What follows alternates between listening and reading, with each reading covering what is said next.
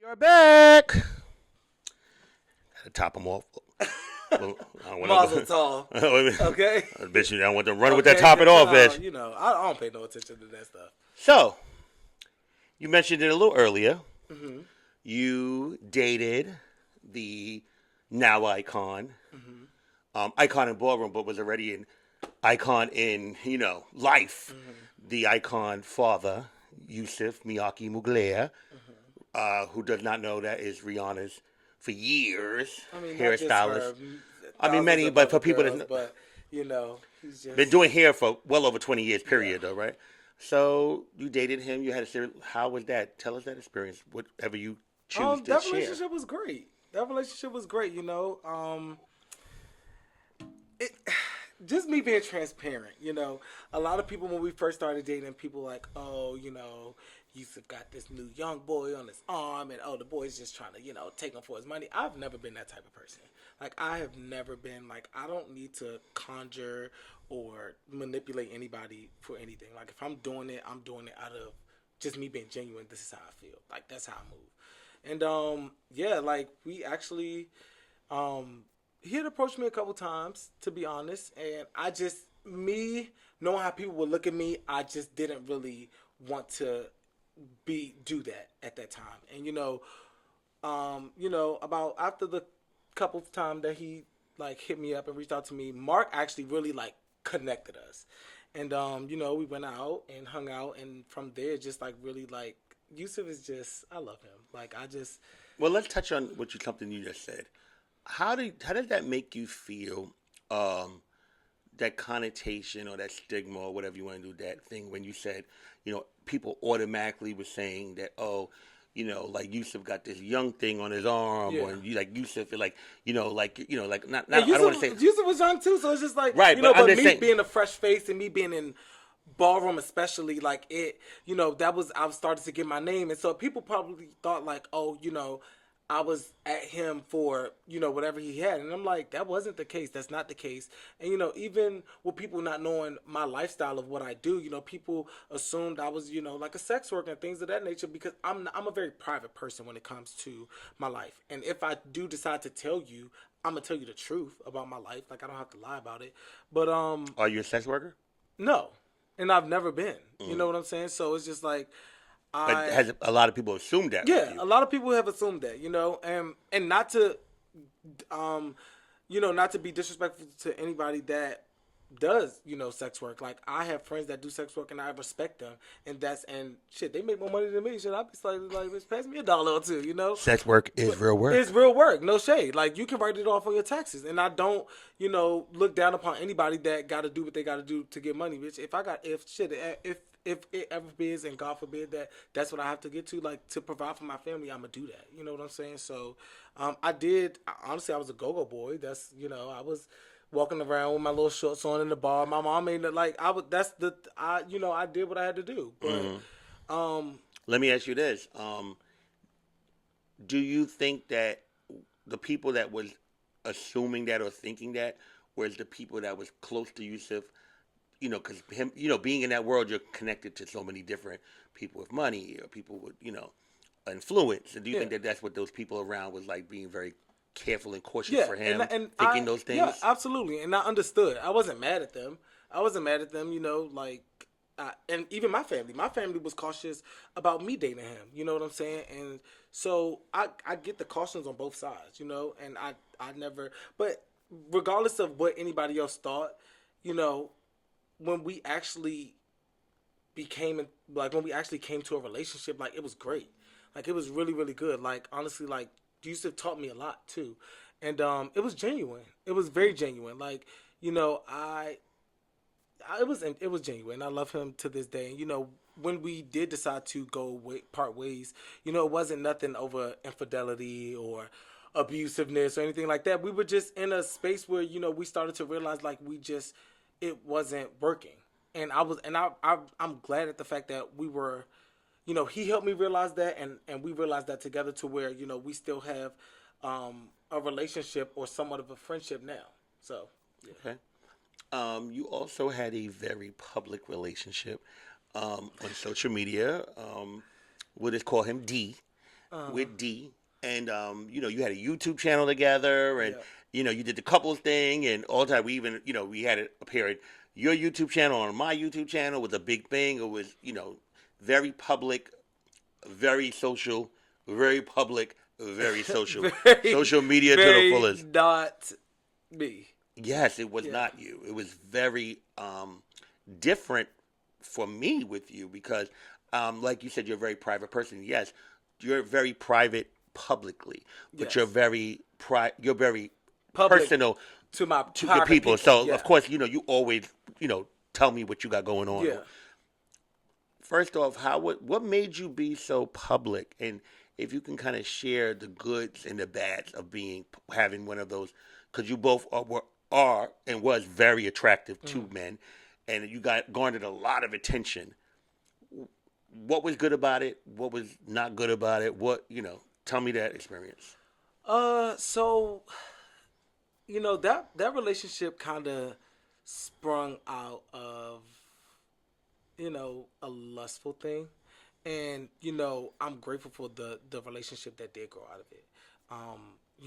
That relationship was great for me, but I feel like I did do things out of my norm of who I was. Like what? To be as public as I was, with being on YouTube and creating a Instagram page and doing and I was happy. It was happy and genuine and authentic, absolutely. But it wasn't me to publicize that to the world, and also I was still, yes, I was out. I wasn't out with the world to be so public with a man, especially, and I did have my, thoughts of what if my son sees this, and I have a child. So it was a lot, and even with, it was some conflict with me, when I was decided to be public and I was playing Jarrell. I'm playing a straight character. So it's me, although people know, if you know me in my personal life, you know that I'm gay, it was a lot. But I more so did it for comfortability, I will say. And I will say that, when that was happening in both of our lives, we were insecure about things. He was attractive, I was attractive. So we were both insecure about things when it came to each other. And it was more so okay, we more so felt like in order for us to be more secure with each other, we have to make this as public as possible. Did you feel pressure to post and create content of you guys to put out there and things like that? Did I feel pressured? No. Did I feel the pressure? Yes. Yes. Did I feel pressured? Was he on me we have to post this, we need to post this? No. But did I feel the pressure of posting? Yes. And how did you feel when I see a lot of when you read relationship goals and people are looking to y'all, they're looking at the picture that's been and they want to have that. Everything that glitters isn't gold. Everything that glitters is not gold, and not to say that we put on a facade, but we went through our shit. We went through our shit, and everything that glitters not gold. That's really what it boils down to. And I don't think you should ever look at someone else's relationship as a goal of yours. Their relationship is their relationship and what they make it. Because you don't know what's going on. You don't know what's going on behind closed doors. But even if it's all great in every aspect, that's not your reality of a relationship, because you don't have the same traits, the same personalities as either one of these people. So you have to find your niche with your person to create your reality of, your goal in a relationship of whoever you choose to be with. I only did an Instagram relationship, that's what I call them. One time, it was after, a little rebound. It was a little May, December romance. And I would never do it again. Yeah, I don't think I will ever be that public again. Because you know why I would never do it again? Because, baby, these relationships, you see all the good, but bitch, when it gets bad, you don't see none of the bad. Nothing. And then one day the picture, everybody be like, one day the pictures stop, the video stop, everything, and then they're wiped off your page. Yeah. And it just stops. Yeah. And it's just oh, okay, well, bitch, we done. For me, I'm well, damn, bitch, I done saw the rise of the relationship. Okay. Can I see the fall too? I would like to now know. You nosy. Now you slightly being a little nosy and a little messy. No, I'm not slightly. I'm being very freaking nosy because I want to know what happened. You know you to put all the good out there, what's going on. Yeah, even though I've learned, I don't invest in the relationship because I know how they are. Cause a lot of it is for the gram and for social media. But I just hate what social media has also made dating. everything. Like what about, remember when old people back in the day ain't had no cell phone? You had to hope and pray that you was gonna see the love of your life again. Not hoping. No, for real, you had to hope and pray that Timmy came around that corner you had to get at that 5 p.m. on a Thursday, every Thursday. You had to wait for that phone call, baby. Before the phone call. You know what I was just thinking of, though? I was just thinking of back in the day when I would go to the Club Octagon and when somebody would ask, and I would go home and I have a bunch of numbers in my back pocket. Oh, I miss writing down the numbers. Baby, you I ain't miss that writing old. down. I mean, I'm old enough to where I ain't have a cell phone and I had to write down the numbers. Shit. And you go in the pocket, I'm like, damn, I didn't write this man's name down. But, yeah, I mean, social media has its perks, but it also has a lot of, y'all right now. Yeah. But how was that breakup for you when it happened? It was hard. That breakup was hard, especially like the public things that we had to deal with, the public backlash that we had to deal with, but also the personal shit that we went through. Because you wanted. But we had a house together. We had 2 dogs. Like, he had met my son. I came So y'all out to did him. y'all did like an instant marriage. It was just like, it was, and granted, like, that's one thing about me. I'm a lover. So when I find that person that I'm like in love with, like, when we together, I'm gonna fight. I'm gonna fight. And you know, I think what it boiled down to for me walking away from that relationship was realizing that sometimes you put up a fight when a fight doesn't even need to be put up. Like, you know, sometimes you've given the fight all that you could, and at this point now you're just beating a dead horse. And not to say that he was the reason for the breakup of the relationship, because we both played our part. Like, to be honest, we both played our part, and I am big on holding myself accountable too. So we both played a part, and it was very, very hard. I still haven't even been in and what's crazy is that I haven't even been in like, and I've dated guys after him, but I have not been in an actual relationship to say this is my boyfriend. Like, I've never, or even like, you know, I dated a trans woman at one point, and I've dated a woman. So we was getting into the next. Yeah, so it's like, but wait. So would you say he broke your heart? Yes, my heart was. I mean, he broke mine, and I probably broke his too. Like, absolutely. Looking back, what would you do differently? I would fix my communication. I honestly, you know, just me, going through therapy, and you know, just dealing with life since that relationship. Like, I've gotten so much better with my communication, and I feel like that did play a part into, you know, us breaking up, and also. Just what I feel like my job, and also like everything that I have going on in my life. I feel like I'm very blessed to have the many hats that I have, and God has provided for me to be able to, you know, live my life the way I live it, and you know, be successful in it. And I think that also played a part too. You know, like, I wasn't to come home every day, and I'll be gone for 2 weeks, 3 weeks, a month, couple months. So you know, yeah, I would change my communication. Would you have had, looking back, would you have had a YouTube channel? Would you have had those things?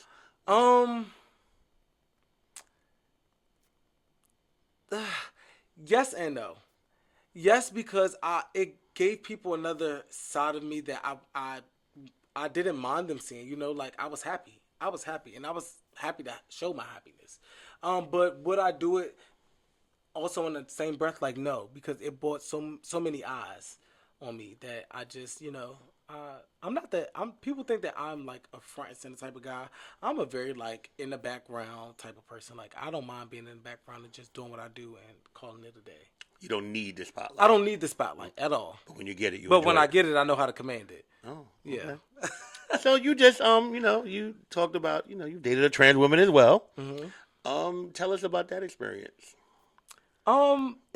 Great. You know, may I say her name? Yeah.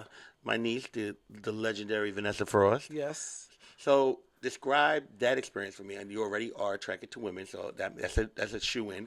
So describe that being with a trans woman. How was that? What made it happen? What was the thing that, you know, brought y'all into each other's circumference?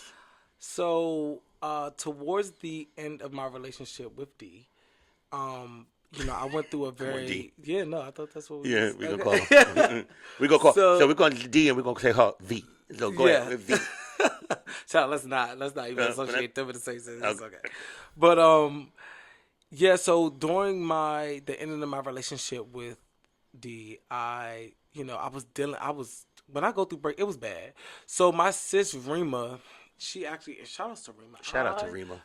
I love Rima. Rima is my, like, people don't understand the relationship that me and Rima have. Like, you would think that we came out the same poom poom, like for real.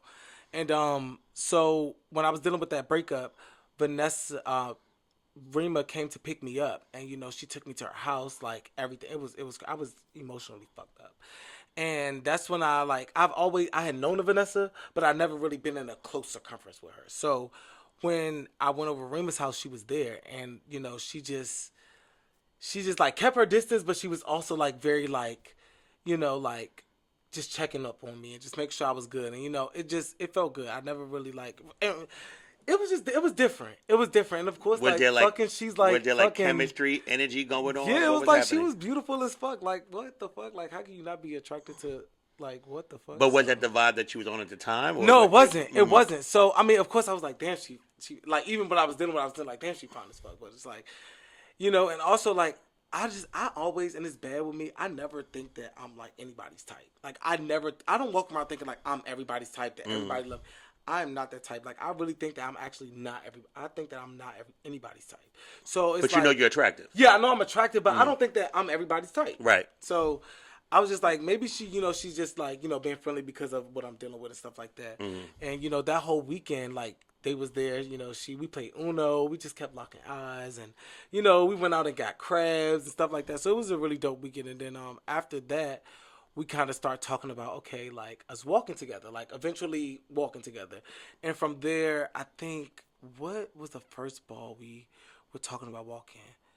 I forgot. But I don't think we walked that ball together, though. But that the relationship just started from there, just us talking and talking every day. And when I tell you, like, the relationship that grew out of that with Vanessa was, like, still to this day, like, that's one person that has a special place, like, in my fucking heart forever. Like, so let's get into I got her tattooed on my leg. She is tattooed on my leg. Well, I know already, but send me the picture. So let me ask you this. So what would you say was the difference between dealing with a woman like Vanessa compared to your relationships you had prior with dealing with men?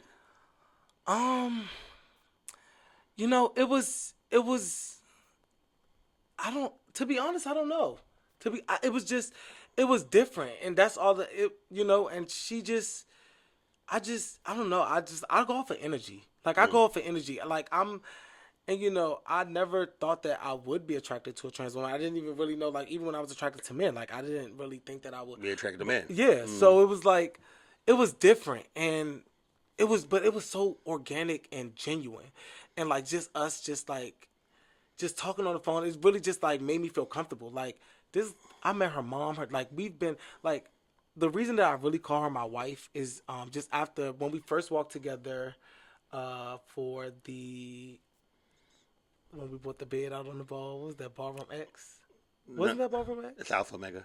That was Alpha. No, that wasn't. It was X? Yeah, it was Ballroom X. That wasn't an Alpha Omega ball. It was a Ballroom X. That was a Ballroom X ball. I could pull it up.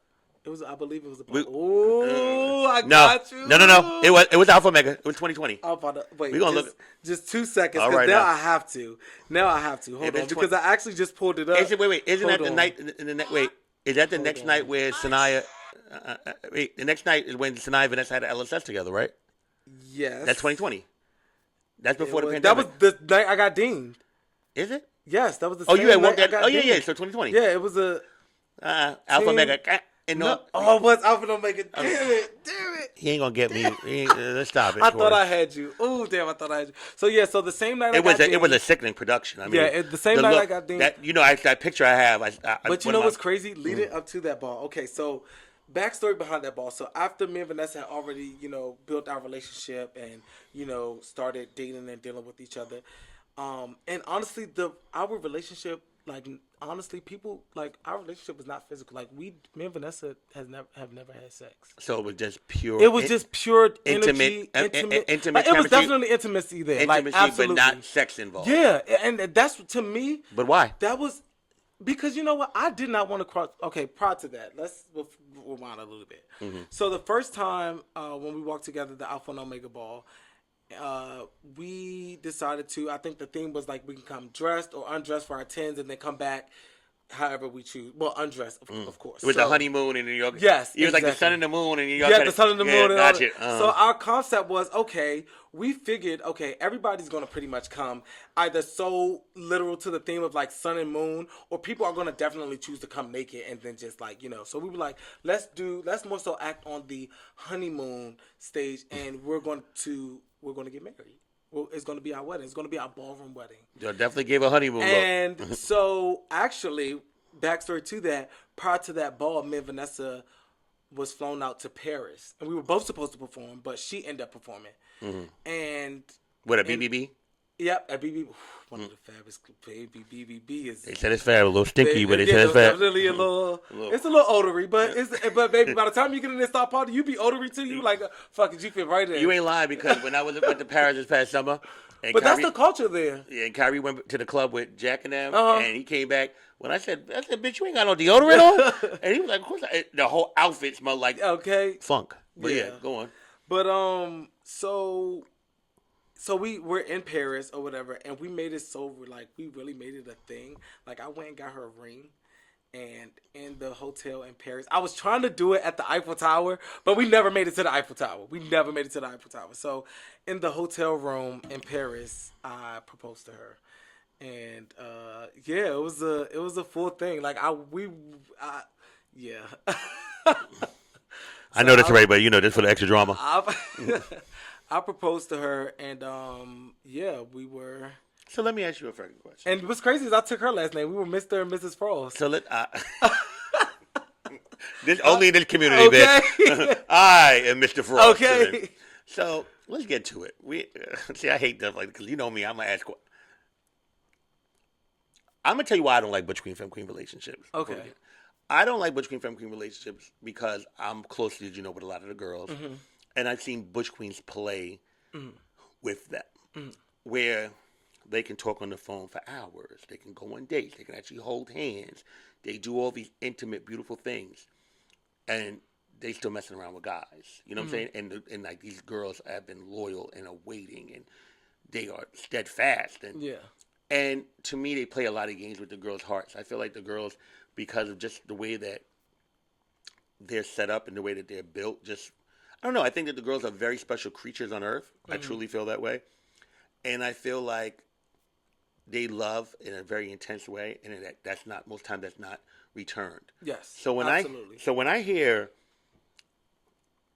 y'all are having a real experience, y'all going to Paris, you're proposing,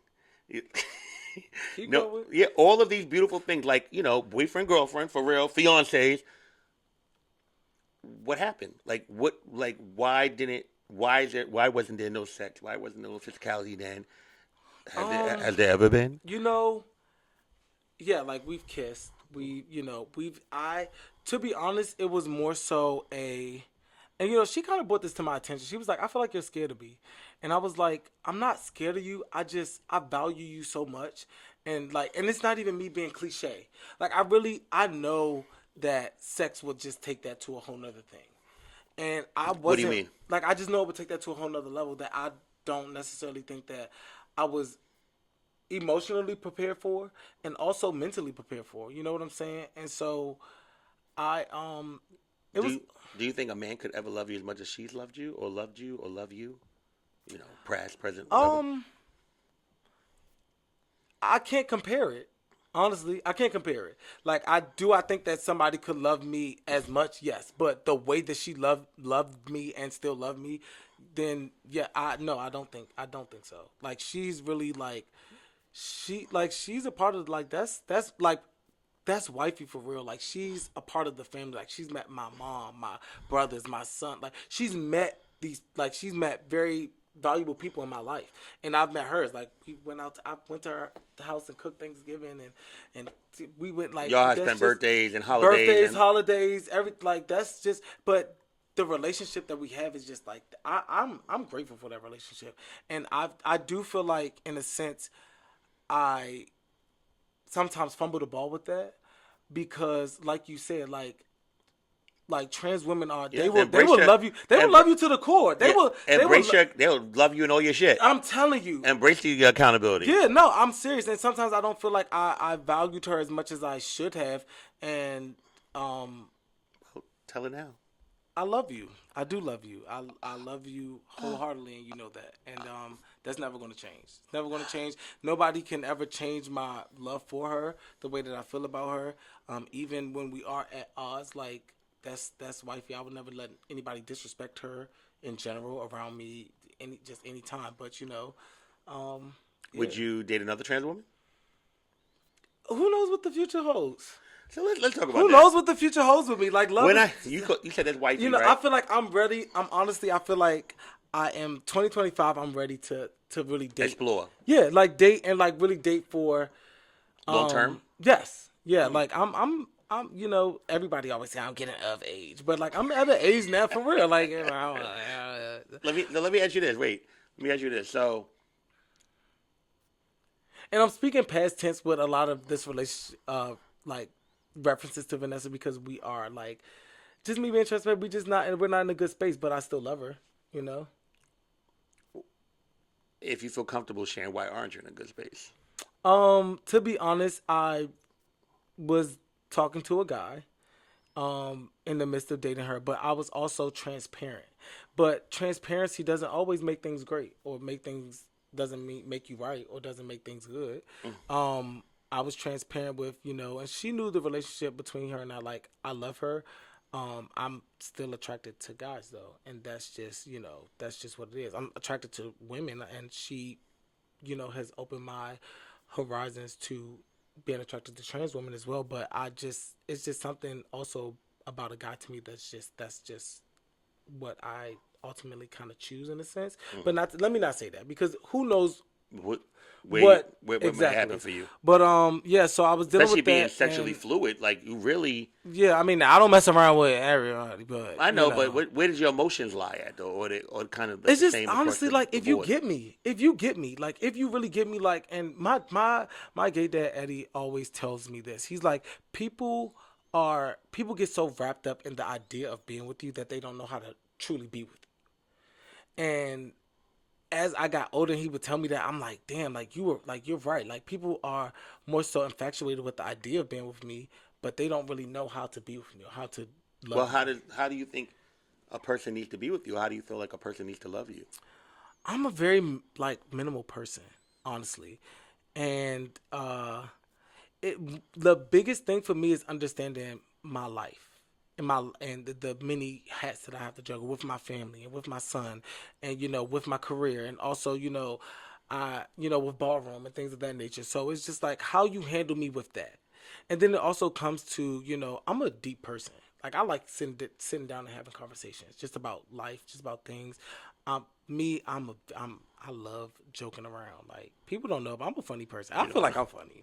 Hilarious. I feel like I'm personally funny.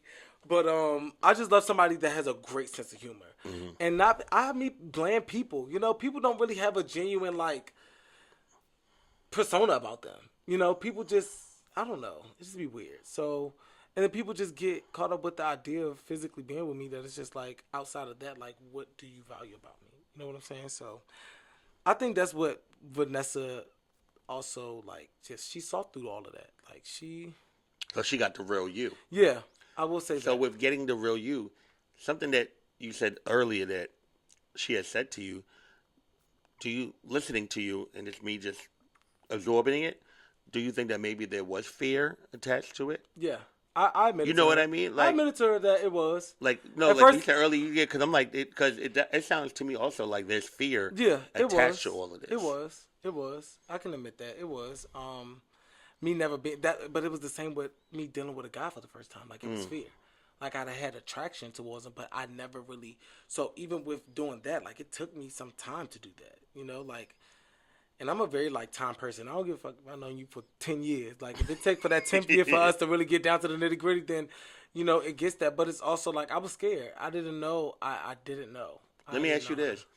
A lot of times I see these people in the scene, or I hear them talking about, oh, yeah, my Butch Queen husband and my Femme Queen wife and all that. I hate I hate the... Wait, what you want to be, a bigamist and have 7 wives? No, I'm just saying, like, I hate the... What's the rules, though, usually? Like, how does that go? Like, because I have seen... I have seen girls get mad. Oh, you talking to my husband or talking to my wife. Like, what's the rules? Like, what can you do? What can't you do? To me, honestly, that's personal to whatever y'all come up with in y'all contractual relationship. Like, so it's like a little contract. Not as a contract, but I'm just saying, like, as far as those intimate details of like, okay, well, you can't talk. Like, we had that hurdle. We had that hurdle with you're mine.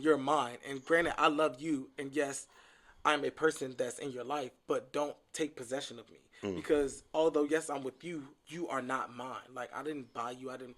You're not a possession of mine. But yes, I love you to be with you, but you're not mine. So don't be like, oh, you're my Butch Queen. Oh, you're my. Like, no, stop. I don't like that. Territorialism? Yeah, it wears me out. It wears me out. Like, to the point where can't nobody speak to me. Like, a girl can't even speak to me without you getting, not her specifically. Baby, but when a girl put that time in, baby, they like, baby, you are mine. Yeah, that's how they look at it. Let me ask you this. If her comfortability, let's say y'all would have really got into a very, if y'all would have actually got into a significant, actual committed relationship, and she was still comfortable, she would be comfortable for you to like still, deal with men or whatever. Would you have been comfortable for her to deal with men still? You understand what I'm saying? Like, if she's allowing I want to be honest, yes. And I had this conversation with her, and it's not me like gaslighting or anything. Yes, because I wasn't ready to settle down and give her completely what she wanted. I told her, like, I don't feel like it's fair for me or for us to have these rules and guidelines when I'm not ready to be committed. So if you choose to date other guys, like, I can't be mad at that. I can't. I'm not being man enough in a sense to settle down with you and really lock you in. So if you find that in somebody else, I can't be mad at that. Do you believe in monogamy? In a sense, yeah. In a sense, yeah. Okay. Have you cheated before? I have. What made you cheat?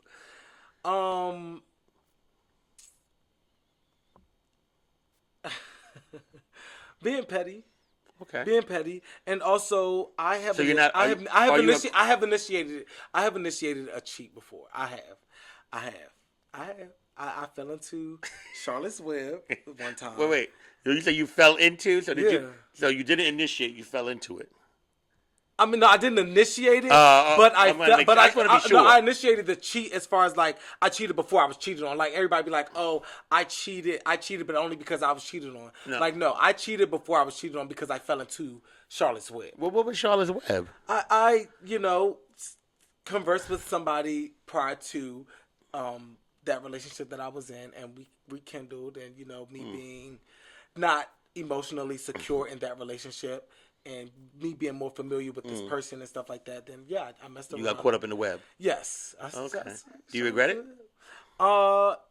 Yes, because I broke somebody's heart. In a sense, no, because me finding out everything that was going on after that, I was just like, oh, okay. So in a sense, I at first I thought that I was really in the wrong, but I really wasn't. But it's like, cool, whatever.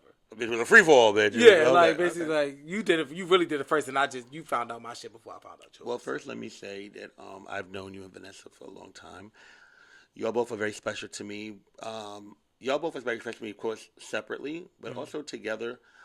When I had was in camp, remember I had my surgery. Y'all both came here to see me, and I always think about moments like that. And I think that, on a ballroom level, I love it as well because I feel like there are certain people in ballroom that have like a counterpart, like back in the day with Whitney and Tanae, and Sanaa and Jihad, and then you and Vanessa, and like even like with Kyrie and Kitten. I think that people have that counterpart that their magic just happens and y'all just turn on. You know what I'm saying? Yeah. And I feel like Cory and Vanessa, it is the way this goes. You know what I'm saying? That's gonna be forever. Yeah, it's just like y'all have magic and know how to do it. Like I love that production. Y'all make sure y'all walk majority of my balls, and there's that the connection y'all have on the floor. Y'all know how to connect and bring it to life.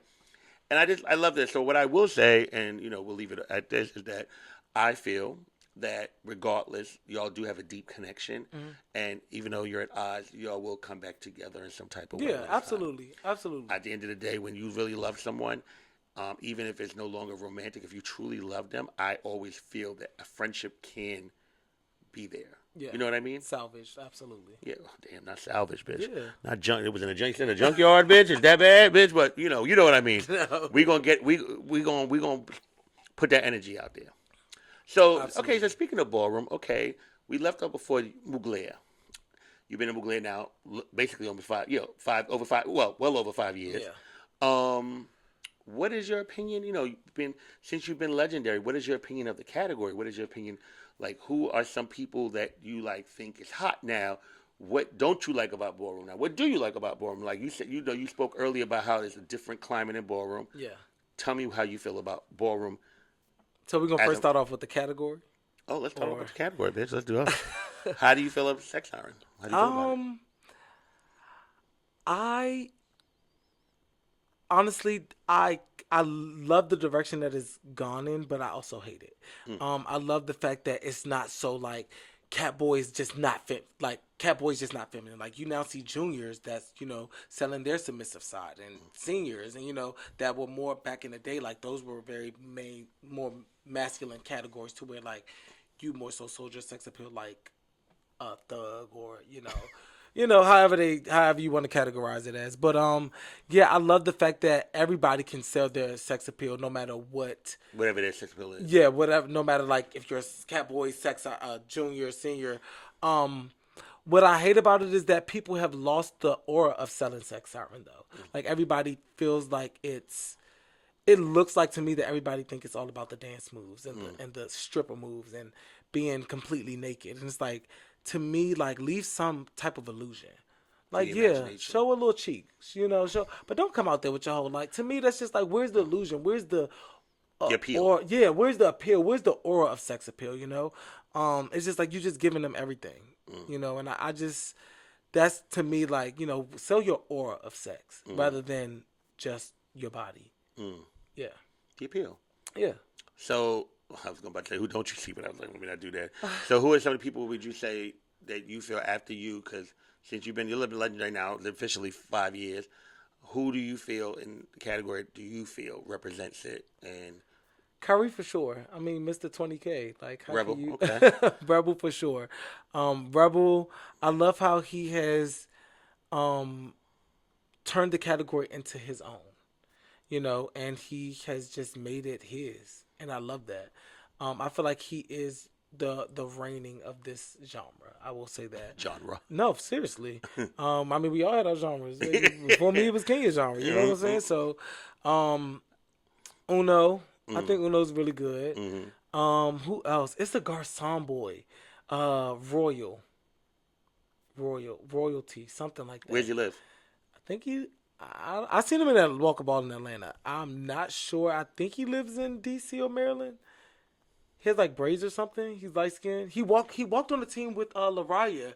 I think his name is like Avery. Or something. I don't know his name. I know. Yeah. He hasn't really walked like that. He hasn't really walked like that. Yeah, but I think he's definitely sex. Yeah, him. Also, Keem, the do more of a side boy, Keem. Oh, of course. Yeah, I think he's gorgeous. Like, I think he's more perfect 10 though. Yeah, I think he's more perfect 10, but I definitely think he's sex siren as well. No, I think he is sex, but I think that just the way that he is management. Like, he hasn't. The wine is still there, y'all. No, I think that he hasn't. When he's walked so far, I haven't seen him really tap in yet. So because of me not seeing him tap in. Yeah, but that's grown. I mean, hell, you get in front of people naked. Like I totally agree. That's why I'm saying maybe he's meant to go more to the perfect 10 route. Because to me, this is my opinion. I feel like with any category, if somebody's been walking, there's some late bloomers that like I would say performers are late bloomers. But I have to say, Arnez, my pud, that is. To me, I mean, not just being biased, but like that's just like that's my protege in a sense, and but I take my hat off to him and to where his journey is now, and I like he is also like top one to me, honestly, and that's just not me being biased. Also Cam Alpha Omega. Oh, right, yeah. Yes. Shout out to Cammy. Okay, yeah, no, and yeah. Oh, wow. And I think he changed it, honestly, for Catboy. He was the one that came in, like, kind of wrecked Catboy. Because it's like, Catboys are usually a little more slender, a little more short, a little more... And he came through, like, baby, Amazonian goddess. But between you and I, though, I feel like that's... When I look at Catboy, I think of Cam, though. Yeah. Like, before I thought of Disney. You get what I'm saying? Like, Disney to me was the ultimate one. Yeah. And, like, when they had, like, Trophy and did all of them, they was, like, kind of... But to me, Cam was, like, even though he's, like, an Amazonian goddess, like you said, it just gives me, like when Jack calls him the Supreme Catboy, I get it. Yeah. But I also want to shout out to Javier. I think Javier does his thing. I think that Javier... I really want to shout him out. If I did not say your name, please do not get offended, because it's like, Listen... everybody's doing their thing. Let's start. But you said everybody's doing their thing. Let me not lie. But wait. But yeah, what I want to give Javier is consistency and evolution. Yes. No, for real. No, seriously. I'm with you when you're right. Yeah, his name is James, and he's a sweetheart, pure sweetheart. Win or lose, he's always gracious, always grateful. And I've met him. Before. He is very he humble, pays a lot of homage. Humble guy. Yeah. Humble piece of pie. Wait, some people ain't humble. No, hell no. Have you been one of them? Have you? Sometimes. I've seen you salty before. Wait a minute. Have you ever like ran across someone that maybe you you liked, or and you ever got like an arrogance from someone that like you was like kind of surprised you or it shocked you?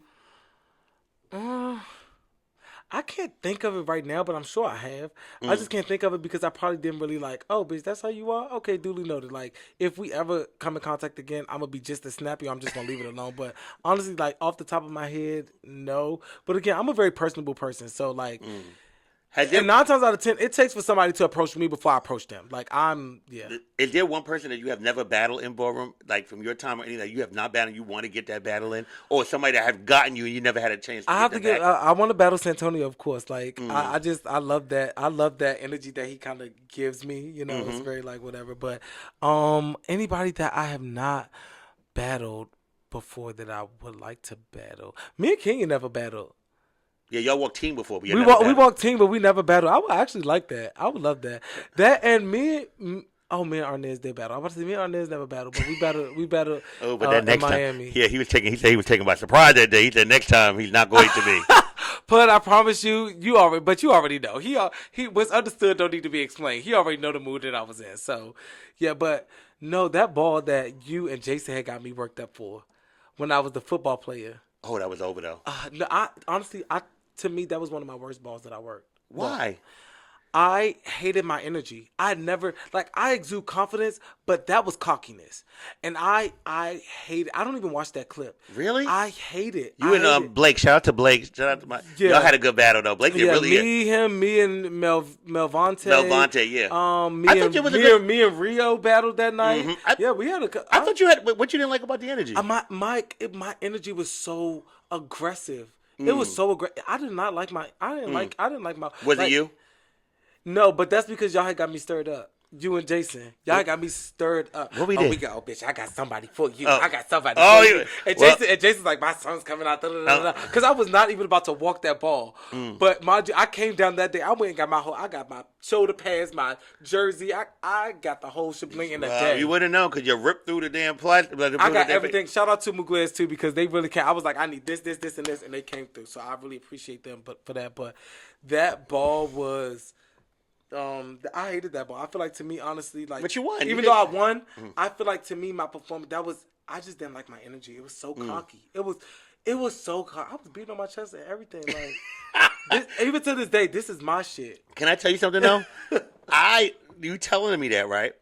I felt like you were just in character being a football player. I was too. You know what I mean? Me looking back at it, I'm like, so damn it. So out of everything, that wears you out. Yeah, it wears me out. It wears me out. Even I would rather watch a ball that I lost to rather than the other ball that wore me out was the ball with me and Vanessa walked on the bed and we got into it with Cam and Kane. That ball was you and Kane, y'all have a great relationship. We have a good relationship. We done filmed together and everything. Yeah. Like a really good relationship. But I am happy that she reached out and after that ball, like we talked and we rekindled and it was just in the moment. Do I still feel like it was appropriate? No. But we were in the moment and I understood that. And we apologized, we made up for it. And that's what to me that's what it's about. Like and of course in the moment sometimes you get worked up. And yeah, How do you feel about ballroom of today? privileged and entitled in a sense. Let's do it. What do you mean? I am privileged because a lot of doors has been opened from the founding mothers and fathers of ballroom. You know what I'm saying? And I know that they will be happy to see the legacy that they started and did not think would be a global masterpiece. Phenomenon. Like seriously, like and shout out to Michael Robeson too, because I did a leadership retreat with the Muglers, and he just taught us so much about the history of ballroom, which made me even more like, what the fuck? Like, this is incredible to be a part of. Things you had no idea about? No idea about. Like, cried. And if you have not experienced a Michael Robeson, like, a retreat, please, I'm telling y'all, it will change your entire just mind process about ballroom. The history of ballroom. And just being proud to be a part of the culture. You know what I'm saying? Like, I feel like a lot of people take the culture for granted. And, like, although, yes, it is an extracurricular activity and it is a hobby, it's a culture. It's a culture. Like, ballroom people are one of the most leading people in the world, I feel like. Like, look at everybody that's in ballroom and seeing what they're doing in real life. Like, doing fucking celebrities' hair, styling celebrities. Like, they are the masterpieces behind these celebrities and these artists. You know what I'm saying? So, it's a real privilege to be a part and amongst such great people. But people don't realize that every time they step on the floor, every time they attend a ball, every time that they even watch a ball, they're being a part of history. Yeah. They're part of a historical moment. And shout outs to Ballroom Throwbacks for always capturing all of those for all these many years. And that's the thing that made me love ballroom was the history. Like, I remember, like, you know, you never know at first, but you start learning as you're going along. Like, wow. When I was documenting early years and I kept all those tapes and did all those things and all these moments that are still in my head that really are like close and special to me, you don't really realize how much history you're creating and how we have one of the biggest cultures in the world, but unfortunately it's documented, but it's not written down. We should have a ballroom, but it should be really like in monuments. And that's where a lot of things go wrong in ballroom too, as you and I know, because a lot of people can do history revision and alter and change. And if it was really documented in a way written where a lot of this stuff, that's why the Bible. Yeah, it should be a ballroom. I've been saying for years it should be a ballroom Bible. Other people have said that as well. So I just feel, I wish that in 2020, I mean, by now. We're going to have the book of Sanaya and the book of Mika. But we should have but it should be like, so many people have history in ballroom. And it's like, what I don't like of today is that a lot of the people from today do not really do their research in their history. Yes, and that's why I say privilege find and out who walked their category before them, who paved them. That's why I always love. They think that their teacher is the one that taught them how to do a catwalk that's their history. Or YouTube. Yeah, keeping it real. Yeah, and I always love to meet ones that are young that really like learn the history of their category. Like, well, bitch, why are you walking this category? Who paved the way in this category? Who created this category? Who was the damn forefathers and foremothers of this category? And you speak to some of them like, or at least your house that started. That was the founding members of your house. Exactly. Those little things are very important. Like even sometimes with Alpha Omega, like when we do a thing sometime in a house meeting with a major ball coming up, we'll pay 3 people's entries. We ask history questions, ballroom history questions, and it lets me know how badly people need. Are y'all extending that off out to? No, we just do that within the house. But you could definitely bring that to the house of Miyake Mugler. I'm not paying nobody way in shit. Well, I'm just saying, you could do maybe one person. You ask the question. You got to do little. I'm good. But I like to really see like who does their history, who knows, and you find out who really does, and then you find out who don't even know shit. Yeah. And I think, it's also a teaching that's a learning. It is, but I also feel like there should be more of that value put into like what people are a part of. Yeah. If you really think about it, and that's why I say I value Michael Robeson so much, because he talking to him, between you and him and Dominique, y'all like history. Y'all like the temples of Ballroom to me. Well, I appreciate that. Thank you. But that's why I like talking to Miss Duchess. When I talk to Duchess, like she got shit. She telling me from the 60s and 70s, and I'm so fucking enamored, like listening to this stuff, and like, wow, like you was there in the beginning of this shit, and you're still here, and you're able to tell these stories, and people don't even know. And that's why I'm also very like strong in the kids. Like I tell them, like, listen, I don't care if you've never seen them before. I don't care if they're 80, 90, you've never seen them, never heard of them. give them their homage, Absolutely. clap for them, Absolutely. give them their snaps, give them something, because at the end of the day, you don't know what they went through or put through for you to even be here in this space that we're in now. So that's how I feel. And I also feel like this generation is entitled because they feel like everything's supposed to be given to them just because you won your first 1,000. And let's be very clear. Baby, back in the day, $100 meant a lot. Yes, it did. People would spend money on $100 meant a lot. So just because you won $1,000 does not entitle you. Well, 1,000 ain't nothing now. It's not, baby. Now they got. They give it for virgin performance. It's so crazy. like, come on. Yeah, it's crazy. $1,000 for virgin performance is but big they thing. just so entitled because they feel like they win the ball, and now you gotta roll out the red carpet every time they walk through, and if you're not paying for their effect, now they upset. And it's just like, granted, you're a kid in ballroom, but in reality, in life, you are an adult. You're a grown ass man or woman. You are an adult. You can drink liquor, you can indulge in your drugs, you can have sex, you can do all this other stuff. You got a bank account, right? Okay, yeah, you're an adult. So why you feel entitled to be like me seeing people in ballroom that haven't even scratched the surface with their name, but y'all throwing balls. Y'all starting houses. To me, that's entitlement. And it's like you get into it with somebody that's an icon that's trying to, give you some type of guidance, but you taking it as them being shady or them being just old. And it's just like, it's the entitlement and the ego to me with the newer generation. It's just like, kind of like, But, I also be confident in who you are. Absolutely. But also be very respectful and understanding and, give people their roses for the people that came before you. With that being said, we'll be right back.